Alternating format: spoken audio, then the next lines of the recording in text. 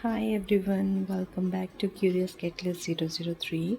सो आज हम बात करने वाले हैं कि जब आप अपना थीसिस लिखेंगे उस थीसिस में आपको कौन कौन सी चीज़ें ध्यान रखनी है।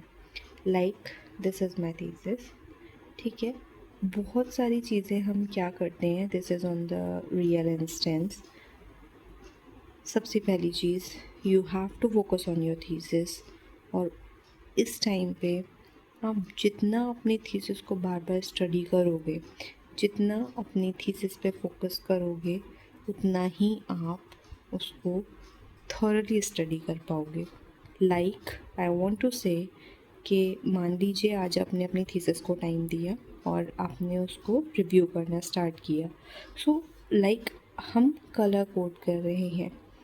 Like I have mentioned something here, like I have to study and check the chapter 1, और मैं इसको डिफरेंट कलर्स में मेंशन करती जा रही हूँ that what I have to check and what I have to delete from this, what is the excess material, या फिर बाद में कौन सी चीज़ें हैं जो काम आ सकती हैं।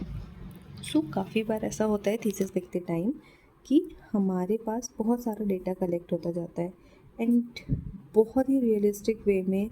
और अगर मैं आपको एक बहुत ही लेमन लैंग्वेज में बहुत ही आसान तरीके से बताऊं कि जब भी आप थीसिस लिखने बैठोगे तो बहुत सारा मैटर कलेक्ट होता जाता है और लास्ट में क्या होता है, इतना हसल अप हो जाता है कि हम इतना कंफ्यूज हो जाते हैं कि कौन सा डेटा हमारी रिक्वायरमेंट में है या कौन सा डेटा नहीं है।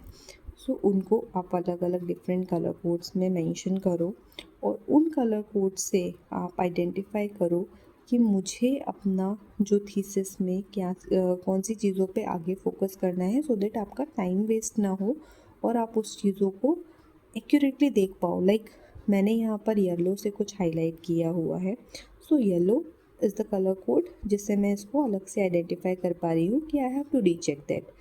सेम अगर मैंने किसी ब्लू से कलर कोड किया हुआ है तो वो ब्लू का मतलब है that I have to check the data from other sides as well, from the other datas as well, कि इसको इंक्लूड करना है या नहीं करना है। सेम आप कोई भी कलर कोड इसमें मेंशन कर सकते हैं सो दैट आपके लिए आगे बर्डन ना क्रिएट हो और ये आपको दिक्कत ना करे कि आपको आगे दिक्कत हो रही है कि हमारा डेटा कलेक्ट होता जा रहा है और हमारे पास चीज़ें सारी कोलेट होती जा रही हैं and we are not going to identify that, जिससे आपकी थीसिस में टाइम लगता है, आपका टाइम वेस्ट होता है and you are not going to ready to submit the data to your supervisor. Supervisor को भी वो डेटा प्रोवाइड करने में बहुत दिक्कत आती है। तो this is the point of tip for you कि आप ऐसे अपने थीसिस में चीज़ें मेंशन कर सकते हैं। आगे वी विल डिस्कस कि आपको किस फॉर्मेट में किस तरीके से अपना थीसिस को लिखना है और उसमें आपको किस फॉर्मेट में साइटेशंस रेफरेंसेस को मेंशन करना है।